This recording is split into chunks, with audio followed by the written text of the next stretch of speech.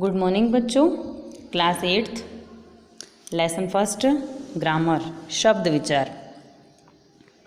वर्णों का वह मेल जो अर्थ के साथ हो वही शब्द है, अतः वर्णों के सार्थक सामूहिक मेल को शब्द कहते हैं। सार्थक का अर्थ है अर्थ सहित और समूह का अर्थ है एक साथ कहीं।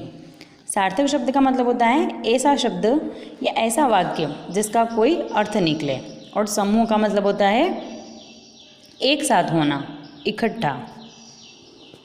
नीचे कुछ शब्द दिए गए हैं, उनमें से सार्थक शब्दों के ऊपर घेरा बनाइए। कोयल, हलम, साधु, आकाश, पाभा, सिरप, तंगी।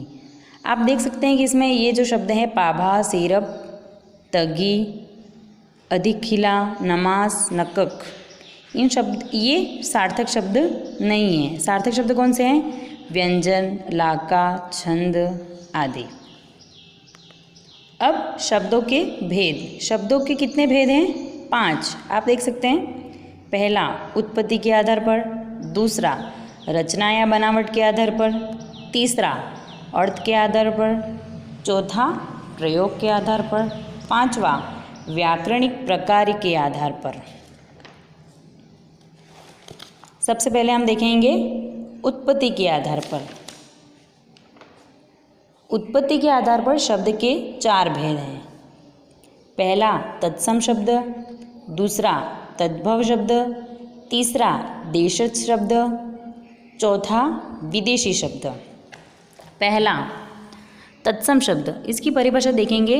हिंदी में कई शब्द ऐसे हैं जो सीधे संस्कृत भाषा से आते हैं, वे शब्द तत्सम शब्द कहलाते हैं। अर्थात तत्सम शब्द उनको बोलते हैं जिनको संस्कृत से वैसा ही वैसा ले लिया जाता है, उनमें कोई परिवर्तन नहीं किया जाता है, उसको बोलते हैं तत्सम शब्द। दूसरा तद्भव, वे शब्द जो संस्कृत भाषा से तो उत्पन्न होते हैं परंतु हिंदी में परिवर्तित रूप में सम्मिलित होते हैं। इसका अर्थ यह होगा कि संस्कृत भाषा से तो इनको लिया गया है लेकिन इनमें परिवर्तन भी किया गया है, उनको क्या बोलेंगे? तद्भव शब्द। ठीक है। अब तत्सम शब्द के उदाहरण कौन से हैं? भ्राता, दुग्ध, सत्य, पादप, काक, अग्नि, स्वर्ण आदि।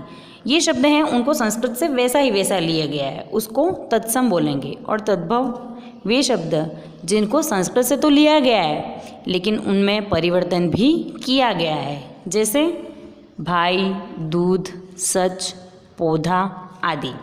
अब ये जो तत्सम से तद्भव बने हैं उनकी टेबल है ये पूरी, उसकी रीडिंग आपको लगानी है।